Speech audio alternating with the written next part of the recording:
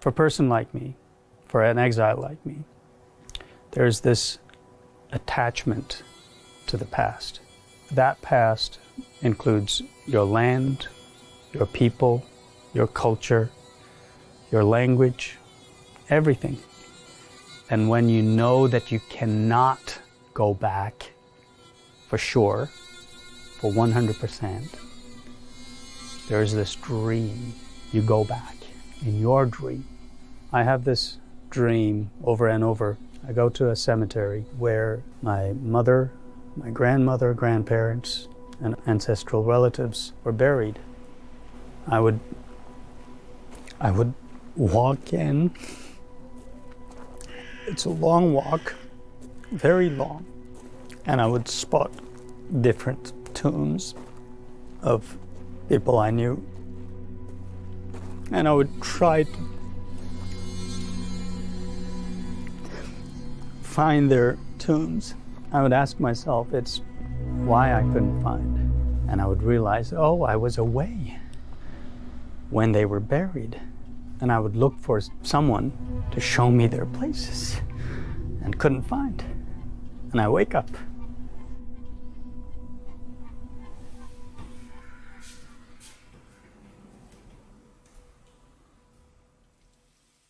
As a little child, I was taught by my grandmother is that the only best thing that you can actually do to your loved ones who have passed away is to pray for them. When I pray, I use that hat that was hand-woven by my grandmother. In Urumqi, if I wear it every day, it is a sign of separatism because I'm showing myself as a separate person from the Chinese diaspora. Allahu Akbar, Allahu Akbar. Your national identity is a sign of separatism, and your set of belief system is a sign of extremism. If they find one prayer rug, you're doomed. I work as a journalist at Voice of America. I have been using a pen name, a pseudonym, as Kasım Kaşgar. I was in a safe country in the US. I didn't fear that I would get easily hurt by using my real name, but I was more afraid that my family and friends and extended relatives back home would be targeted if I opened up, if I used my real name. I have been living under that fear for as long as I would say for at least 2 decades. When I was living in China, I didn't speak out against the government because I wanted to protect myself and my family. When I left China, I continued that. I tried to keep silent, still fearing. Did it help, like being silent, like using a fake name?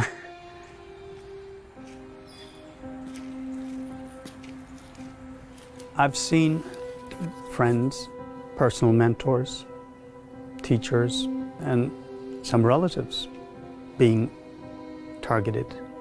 They had been interned, imprisoned, killed up until today.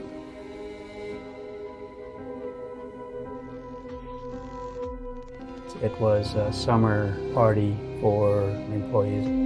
There's this music, laughter, and we had a lot of fun.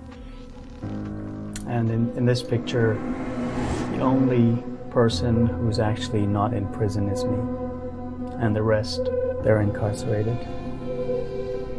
That photo is a reminder for me that my friends and colleagues are actually suffering. There are about 11 million Uyghurs living in China. And it seems that evidence suggests that, at least 1 in 10 Uyghurs has been detained or arrested.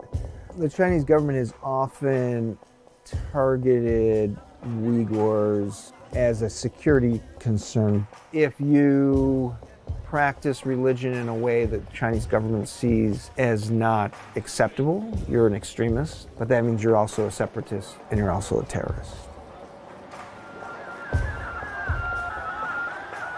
The region really was first kind of incorporated into a state based in China with the Qing Empire's conquest of the region in the 1750s. And when the Qing Empire came back to the region in the 1880s, it was incorporated as a province. It was given the name Xinjiang, which means new territory or new frontier. We always prefer to call our homeland as East Turkestan, not Xinjiang.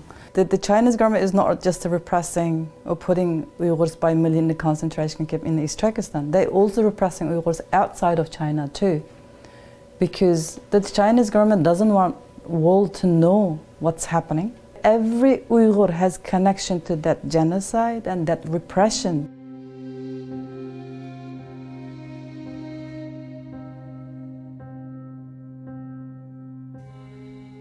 This is a land of harmony and stability, where people from various ethnic backgrounds live and work in peace and contentment. I remember sitting in horse carts with my grandmother. She would say, "Oh, you don't see, my child. You are born at the best of times."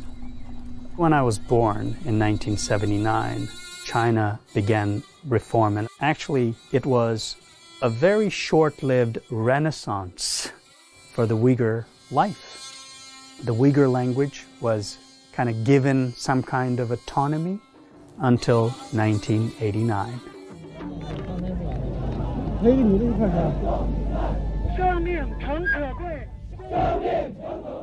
The Tiananmen Square protests and the subsequent crackdown, you had general kind of backsliding on the allowing of political space, open freedom in any way.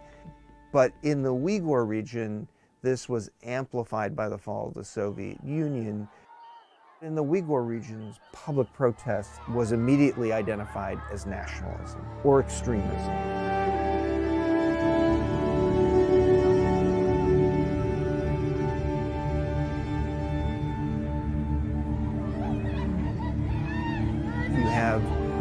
The Al-Qaeda attacks on the U.S., September 11, 2001. Essentially, the Chinese government, they begin trying to link Uyghurs to international Islamic terrorism. Next up, we have Kasım Abdurrahim from Şincan University. In the early 2000s, I was a university student. I attended regional and national English speaking competitions. Live and learn is the motto I have adopted. I believe within education I will succeed and help others succeed. After I graduated from university, I started the language training school. And it was unique because it was the only government-sanctioned, Uyghur-owned private language school in the capital city of Urumqi. I was considered to be an educator, an influencer, and a person of pride among the Uyghurs. Some friends that I knew told me their stories of interrogation, even before I was interrogated. So I was aware of such things that were going on. It was very stressful because you don't know if they would let you go or if they would take you to detention facilities.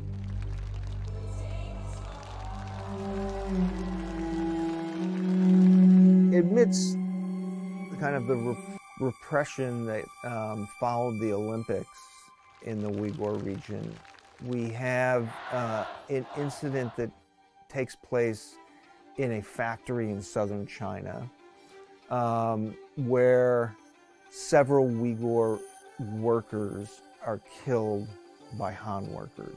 There's 3 days of chaotic violence in the city. When the protest started in the evening, I was with my at least like 5 or 6 core staff, and we were going out to dinner. I saw Chinese women with 2 little kids coming at us. She asked to use one of our phones. I saw that she was very afraid, and I asked them if they wanted to stay in our school. On July 9th, during lunchtime, 7 Chinese police with plain clothes, but with weapons, came to my office. I thought that they were finally given an excuse to arrest me. At the end of the interrogation, the highest ranking police official would come in and sit in front of me, and he would lecture me. And then he would, in between, thank me for doing what I did, helping that Chinese woman and kids. When they returned me home, there were this 3 police officers, and one of them said, like, I can't figure this out, why we're sending you home. You would be disappeared today. That was the plan.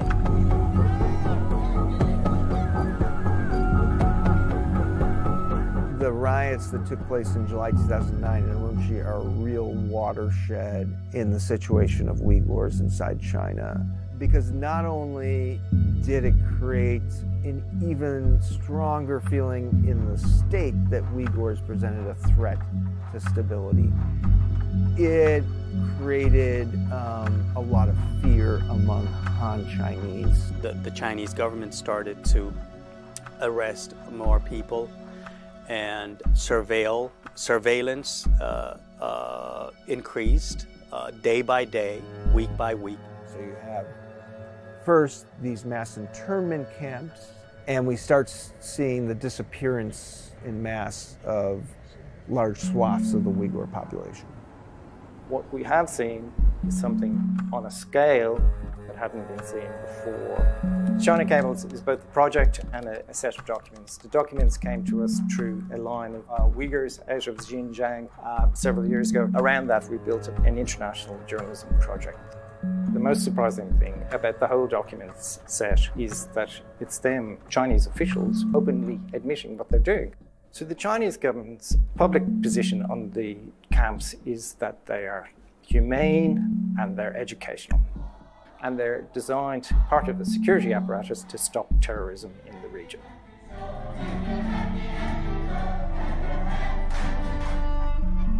事实上，新疆教培中心就是一所学校，所有的学员是免费吃住，人格尊严不受侵犯。 We have spoken to many of them. They have said, and this is the most chilling thing of all, they have said, we have been tortured, we have been electrocuted, we have been raped, about reprogramming us, they're about killing our culture. There's equally no argument over the fact that the violence in that region was awful in a short period of time. But what you're seeing is a response that is so out of kilter with the size of the violence. In recent years, by holding high the banner of socialist rule of law, a legitimate struggle against terrorism and extremism has been waged in Xinjiang. The tendency of frequent terrorist activities has been effectively curbed. 美西方一些反华势力呢，罔顾新疆人民过上美好生活的事实，毫无底线、毫无道理、毫无依据的污名化、妖魔化新疆，甚至编造出新疆犯下种族灭绝罪和反人类罪的世纪谎言。 A few weeks before I went to Beijing, I sat down with a high-ranking Chinese official who told me that he was very happy to finally see that bad Uyghurs be arrested and good ones like me be promoted. You're telling me that I'm the good Uyghur, and you're happy that the bad ones are being rounded up, but those bad ones are exactly the same as me. So he was actually helping me to rethink my decisions in life. Should I keep suppressing and living here while so much is happening? Like people are being arbitrarily detained and I myself being constantly interrogated. And I'm also like seeing no guarantee for my safety. I was so-called chosen to be a representative of a Uyghur so-called minority in the national youth model selection. When I was shaking hands with Liu Anchao, then the vice president of China, I knew that I was leaving the country in the same month. I didn't want to leave my home country, whatever happens. That was how I grew up. But I didn't keep that promise. I told my wife from the beginning that we would go to Dubai for a week travel. I told her that we were not returning while we were actually on our flight. From May to October in 2017, we went to Dubai and then Turkey, and then finally we were able to come to the US. And I took a deep breath. I felt the breath, yes. And I looked at my wife and daughter. They were with me, and I was like, oh, finally free. I had to start all over again.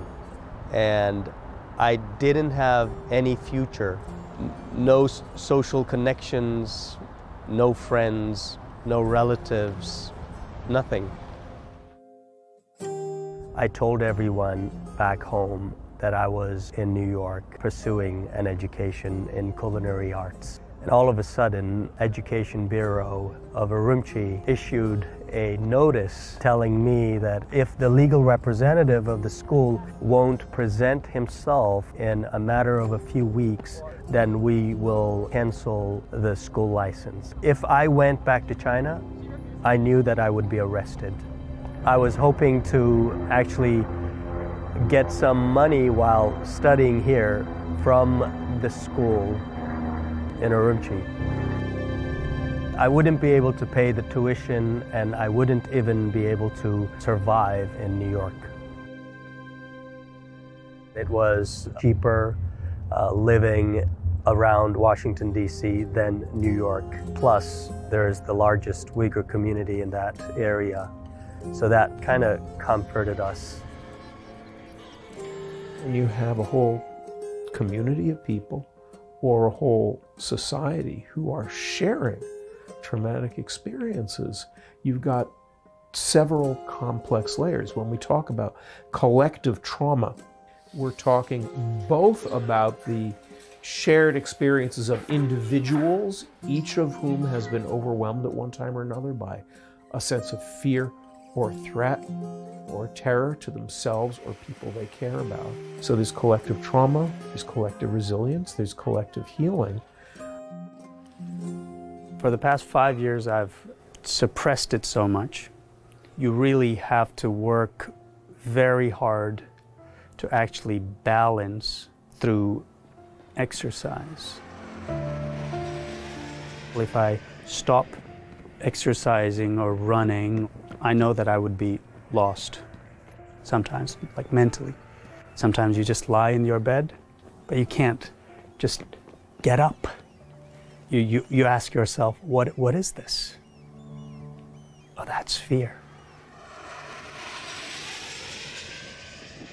As long as I can remember, I was very little. I was at my grandparents' house most of the time. She passed away in 2019 in February. And I was in the US. When my grandmother was dying, there was one word that she uttered very clearly. And that was my name. Like,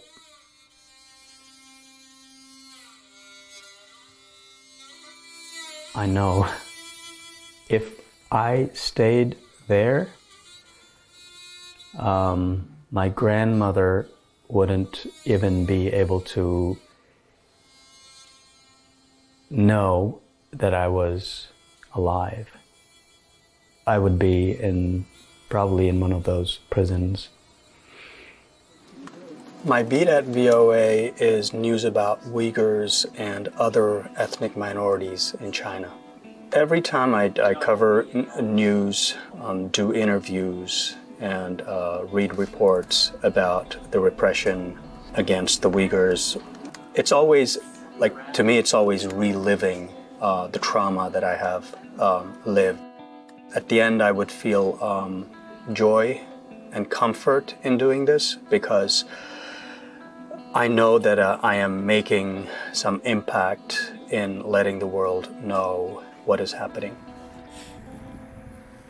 I don't feel safe every day or any day because my closest relatives and friends and past colleagues, they are actually indirectly harassed.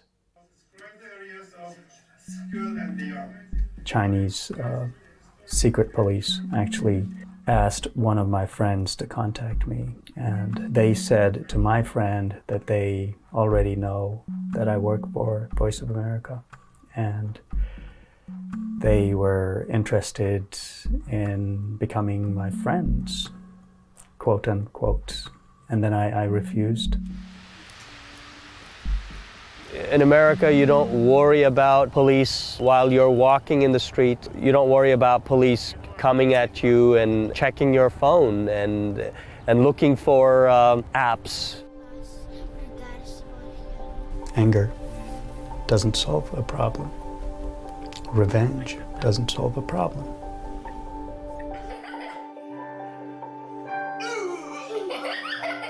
And I have to set the right example, at least for my children. They should be able to learn stuff that has happened to their parents. Martin Luther King Jr. here gave his famous speech, "I have a dream."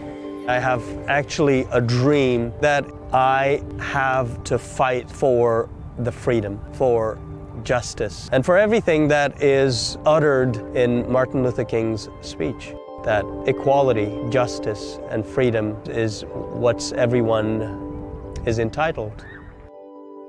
In the US, after I have been granted asylum, I had the freedom to actually choose and use my real name. My name is Kasım Kaşgar.